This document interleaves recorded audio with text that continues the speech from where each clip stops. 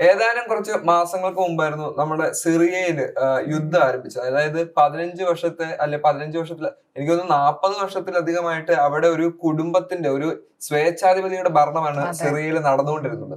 അയാളുടെ ഭരണം അവസാനിപ്പിച്ചുകൊണ്ട് ഒരു വിമത സേന തന്നെ ഭരണം അവിടെ കൈയടക്കുകയായിരുന്നു. യഥാർത്ഥത്തില് വളരെ വലിയൊരു സ്വാതന്ത്ര്യമായിരുന്നു അവിടെ ലഭിച്ചത്. കാരണം അത്രത്തോളം മ്ലേച്ഛമായ ഭീകരമായ അടിമത്തത്തിന്റെ ഒരു ഭരണമായിരുന്നു നമ്മൾ സിറിയയിൽ കണ്ടുകൊണ്ടിരുന്നത്.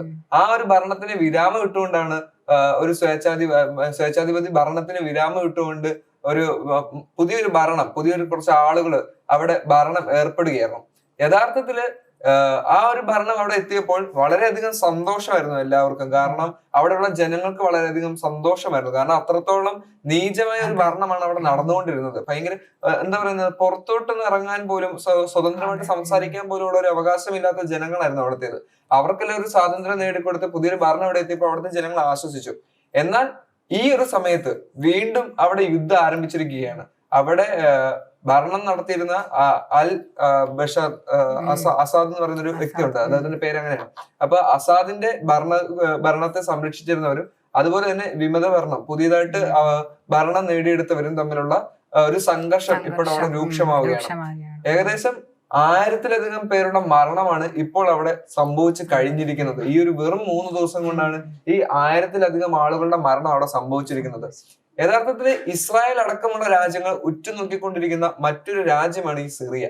സിറിയയിൽ ഈ ഒരു യുദ്ധം നടന്നപ്പോൾ വളരെയധികം ആയിട്ട് ഇനി ഇസ്രായേലിന്റെ കടന്നുവരവാണെങ്കിൽ ഇസ്രായേല് സിറിയനെ ഏറ്റെടുക്കും എന്നുള്ള രീതിയിൽ വരെ സംസാരിച്ചിരുന്നു. യഥാർത്ഥത്തില് ഇസ്രായേലിന്റെ പ്രധാനമന്ത്രിയായിട്ടുള്ള ബെഞ്ചമിൻ നെതന്യാഹുവിന്റെ ഒരു വല്ലാത്തൊരു ഇത് നമുക്ക് കാണാൻ പറ്റും. ഒരു പൈശാചിക ശക്തി അതിനാൽ നമുക്ക് വ്യക്തമായിട്ട് മനസ്സിലാക്കാൻ പറ്റും. അദ്ദേഹം ഗാസയെ ഏറ്റെടുക്കാൻ ശ്രമിച്ചു, അതുപോലെ തന്നെ ഈ സിറിയനെ ഏറ്റെടുക്കാൻ ശ്രമിക്കുന്ന രീതിയിലുള്ള ഒരു കാര്യമൊക്കെ നമ്മൾ അതിനകത്ത് ശ്രദ്ധിക്കുകയും ചെയ്തു. കാരണം എല്ലാ രാജ്യങ്ങളെയും കൈവശത്തിലാക്കുക, അതായത് കാരണം ട്രംപും നെതന്യാഹുമാണ് ഇപ്പൊ സൗഹൃദത്തിൽ കൂടുതലുള്ളത്. അപ്പം ആ ഒരു ഇത് നമുക്ക് ഇവിടെയും കാണാൻ കഴിയും. കാരണം നെതന്യാഹുവിന്റെ ഏറ്റവും വലിയ ലക്ഷ്യം എന്ന് പറയുന്നത് ഗാസ ഇല്ലാതാക്കുകയാണ്. അപ്പൊ അതുപോലെ തന്നെ സിറിയയും കൈവശപ്പെടുത്തുക, അങ്ങനെയൊക്കെയുള്ള പല രീതിയിലുള്ള നീക്കങ്ങൾ നടത്തുന്നുണ്ട്. അപ്പം സിറിയയിൽ യഥാർത്ഥത്തിൽ ഒരു സമാധാനത്തിന് വേണ്ടി പരിശ്രമിച്ചിട്ടുള്ള വ്യക്തികൾ ഉണ്ടായിരുന്നു. അല്ലെങ്കിൽ അവിടെ സമാധാനപരമായി പൊയ്ക്കൊണ്ടിരിക്കുകയായിരുന്നു.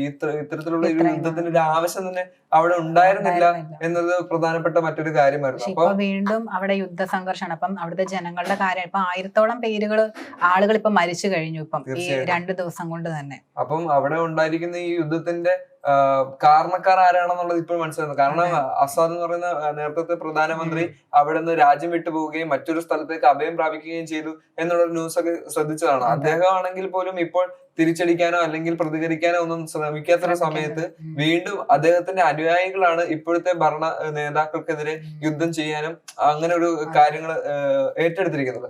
ആ ഒരു സാഹചര്യത്തില് ഈ ഒരു യുദ്ധം ഇനിയും വർദ്ധിച്ചു വരുമ്പോൾ വീണ്ടും സിറിയയിലെ അപകടം ഇനിയും കൂടാനുള്ള സാധ്യത ഏറ്റവും കൂടുതൽ. അത് വീണ്ടും ഇല്ലാതാക്കിയ ഭരണം ഒന്നും കൂടി വീണ്ടും അവർക്ക് നേടിയെടുക്കാൻ വേണ്ടിയിട്ടുള്ള ഒരു തന്ത്രമായിരിക്കാം ഇത്തരത്തിലെ യുദ്ധങ്ങൾ നടത്തുന്നത്. പക്ഷെ അതിനകത്ത് ഏറ്റവും പ്രധാനപ്പെട്ട കാര്യം ഇപ്പൊ ഭരണത്തിൽ നിൽക്കുന്ന നേതാക്കൾക്ക് ഏറ്റവും കൂടുതൽ സപ്പോർട്ട് നൽകുന്നത് അല്ലെങ്കിൽ സിറിയയെ സംരക്ഷിക്കണം എന്ന് അവകാശപ്പെടുന്ന ഏറ്റവും പ്രധാനപ്പെട്ട രാജ്യങ്ങളിലൊന്നാണ് നമ്മുടെ ഇറാൻ എന്നുള്ളത്.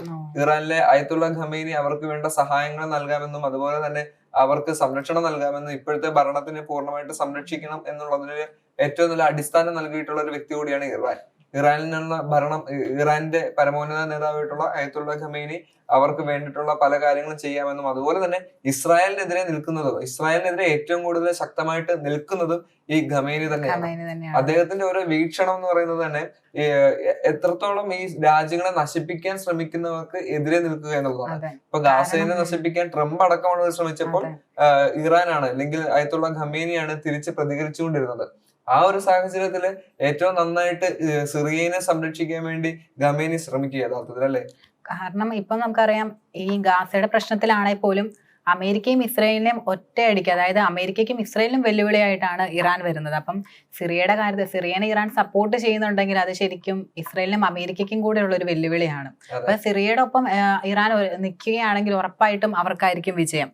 കാരണം യുദ്ധത്തിൽ അവരെ സപ്പോർട്ട് ചെയ്യുക, അവരുടെ കൂടെ ഇറാൻ നിൽക്കുകയാണെങ്കിൽ പഴയ രീതിയിലുള്ള ഒരു അടിച്ചമർത്തപ്പെട്ട ഒരു ഭരണം സിറിയയിൽ ഇനി ഉണ്ടായിരിക്കില്ല. തീർച്ചയായിട്ടും മാത്രമല്ല ഇനിയും ഈ ഒരു യുദ്ധ സംഘർഷങ്ങൾ സിറിയയിൽ വർദ്ധിക്കുകയാണെങ്കിൽ എനിക്ക് തോന്നുന്നു അവിടെ ഇനിയും വലിയ വലിയ മരണങ്ങൾ റിപ്പോർട്ട് ചെയ്യും. കാരണം ഓരോ മണിക്കൂറുകളിലും മരണങ്ങൾ റിപ്പോർട്ട് ചെയ്തുകൊണ്ടിരിക്കുകയാണ് സിറിയയിൽ. അപ്പൊ യഥാർത്ഥത്തില് ഇനിയും ഈ യുദ്ധങ്ങൾ വർദ്ധിച്ചു വരാതിരിക്കാൻ നമ്മളടക്കമുള്ളവരെല്ലാം ശ്രദ്ധിക്കണം. കാരണം ഈ യുദ്ധങ്ങൾ ഇങ്ങനെ വർദ്ധിക്കുന്നത് നമ്മുടെ ലോകത്തിന് തന്നെ ഒരു ഭീഷണി നിലനിർത്തും എന്നുള്ളത് സത്യമായിട്ടുള്ള ഇന്നലെയായിരുന്നു റഷ്യ യുക്രൈൻ തമ്മിലുള്ള വീണ്ടുമുള്ള യുദ്ധം നടന്നത്. അപ്പം ഇങ്ങനെ കണ്ടിന്യൂസ് ആയിട്ട് ഇങ്ങനെ യുദ്ധങ്ങൾ മാത്രമാണ് ഇപ്പൊ നടന്നുകൊണ്ടിരിക്കുന്നത്. അപ്പൊ തീർച്ചയായിട്ടും ഈ യുദ്ധങ്ങൾക്കൊക്കെ ഒരു അവസാനം വരണമെങ്കിൽ ഈ നേതാക്കൾ തന്നെ ആദ്യം വിചാരിക്കണം. ഈ നേതാക്കൾക്ക് ഉടനെ തന്നെ ഒരു കാര്യം തീരുമാനിക്കുക, ഈ യുദ്ധങ്ങൾ അവസാനിക്കേണ്ടത് അത്യാവശ്യമാണെന്നുള്ളതും പാവപ്പെട്ട ജനങ്ങളുടെ ജീവനാണ് നഷ്ടപ്പെട്ടുകൊണ്ടിരിക്കുന്നതെന്നും മനസ്സിലാക്കി സാധാരണക്കാരായിട്ടുള്ള ഒരുപാട് പേര് ഇപ്പൊ അവിടെ മരണം അടഞ്ഞിട്ടുണ്ട്. അതെ, അപ്പൊ ആ ഒരു കാര്യങ്ങളെല്ലാം മനസ്സിലാക്കി ഈ യുദ്ധങ്ങളെല്ലാം ഉടനെ അവസാനിക്കുമെന്ന് തന്നെ നമുക്ക് പ്രതീക്ഷിക്കാം.